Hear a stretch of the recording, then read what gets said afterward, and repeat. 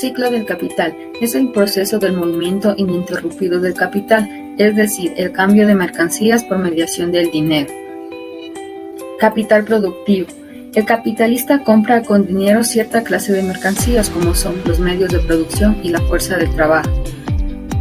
Pasa por 3 fases. La primera fase consiste en la transformación del capital monetario en capital productivo, donde hay el consumo productivo que opera el consumo de las mercancías compradas por el capital, y el capital mercantil como resultado del proceso de producción. El capital adelantado se materializa en una determinada cantidad de mercancías. En la segunda fase es el proceso productivo, donde se crean nuevas mercancías que representan más valor que el involucrado inicialmente, ya que el trabajo de los obreros genera más valor que el de su propia fuerza de trabajo, que es el salario. En la tercera fase consiste en la transformación del capital mercantil en capital monetario. Después de recibir el dinero de la venta de sus mercancías, el capitalista lo invierte nuevamente en medios de producción y fuerza de trabajo, indispensables para seguir produciendo, y todo el proceso se reanuda nuevamente. La acumulación del capital es un concepto relativo a la creación y paulatina acumulación del capital económico en el sistema capitalista. En sí, se refiere al aumento disponible no solo de los bienes del capital, maquinarias, sino también del capital financiero y del capital humano, educación, capacitación, desarrollo profesional, experiencia. Este aumento de capitales se basa en el ahorro y la inversión, que debidamente utilizados y bien invertidos, produce un aumento de la riqueza de la sociedad. Esto se procedía gracias a un aumento de la productividad por trabajador, por la incorporación de mejores o más abundantes bienes de capital y por la caída general de precios que implica tal aumento de productividad. Según Adam Smith, explicaba que el ahorro y el aumento del capital así conseguido era una de las fuentes de crecimiento económico. Por lo tanto, manifestó que si una nación ahorraba e invertía poco a poco, sería más rica. Al disponer de cada vez de más máquinas, bienes de capital, más ahorro, capital financiero, más educación, capital humano, sería capaz de producir más y mejor. Según Karl Marx, afirmaba que la acumulación de capital es la desigualdad en el mundo y la explotación de los trabajadores, y por lo tanto afirmaba que esta acumulación fue la responsabilidad, la separación de los medios de producción y los productores directos. Perspectivas. A lo largo de la historia el concepto ha ido evolucionando, y a par con el concepto de los diferentes pensamientos y teorías al respecto. La historia del pensamiento económico debido a 2 posturas respecto a estos hechos. Economistas liberales piensan que el motor de crecimiento económico, el ahorro y la inversión son piezas claves de desarrollo de los países siempre y cuando se mantengan en niveles óptimos. En una de las claves del avance de la sociedad, no crean que existe concentración de capital. Y según los economistas anticapitalistas, piensan que una acumulación de riqueza solo produce desigualdad y pobreza. El capital debe invertirse en favor de todos. Creen en la concentración del capital. ¿En manos de quién está el capital del Ecuador?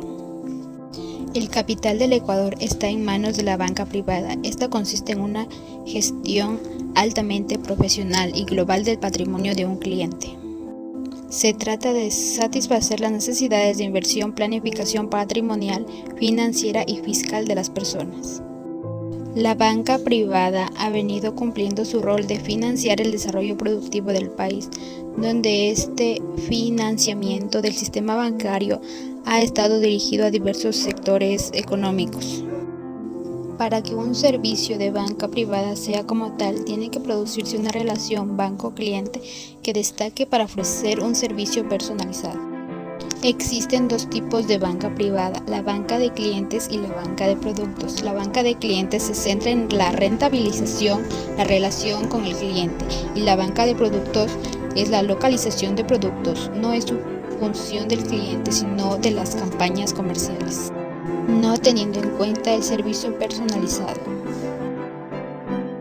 ¿Es repartido equitativamente el capital en Ecuador?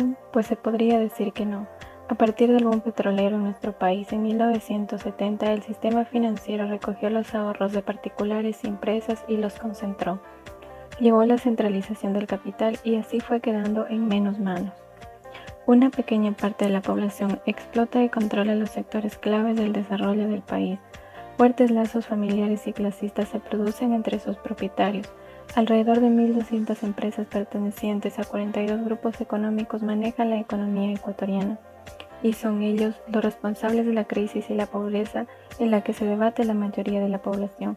Algunos de estos ejemplos son el Grupo Novoa, que controla 38 empresas, de las cuales sobresalen la producción de fertilizantes y agroquímicos y aviones para las fumigaciones. Familia El Juri, con sede en Cuenca y conforma un grupo económico con más de 170 empresas, como el Banco Alaustro, Kia Motors. Otros ejemplos son el Banco Pichincha, el Banco de Guayaquil, Alias La Favorita. Todos estos grupos económicos acumulan sus fortunas con producto de la explotación de los ecuatorianos, mano de obra barata y dócil. Índices de pobreza y desempleo en Ecuador. De acuerdo al Instituto Nacional de Estadísticas y Censos, a diciembre del 2020, el índice de pobreza aumentó el 7.4% en relación al 2019. Los datos de la Encuesta Nacional de Empleo, Desempleo y Subempleo muestran el aumento de la pobreza y el deterioro del mercado laboral en el último año en Ecuador, debido a la crisis económica por las políticas neoliberales impulsadas por el expresidente Lenín Moreno. De acuerdo a las cifras de la encuesta publicadas por el Instituto Nacional de Estadísticas y Censos, a diciembre del 2020 el índice de pobreza se ubicó en el 32.4%, lo que representa un aumento del 7.4% en relación al 2019. En el área urbana la pobreza llegó al 25.1% en diciembre de 2020, lo que significa un aumento del 7.9 puntos porcentuales frente a diciembre de 2019. Mientras que en las zonas rurales la pobreza extrema subió casi 7 puntos porcentuales, al pasar de 18.7 al 27.5, de 2019 a diciembre de 2020. Según el exdirector del INEC, Byron Villasís, el deterioro del desempleo se debe principalmente a la crisis de la pandemia, la situación económica generada por la falta de liquidez y al programa de austeridad del gobierno. Análisis indican que la situación económica del país empeoró por las medidas impulsadas por el presidente Lenín Moreno y la pandemia del coronavirus. Conclusiones.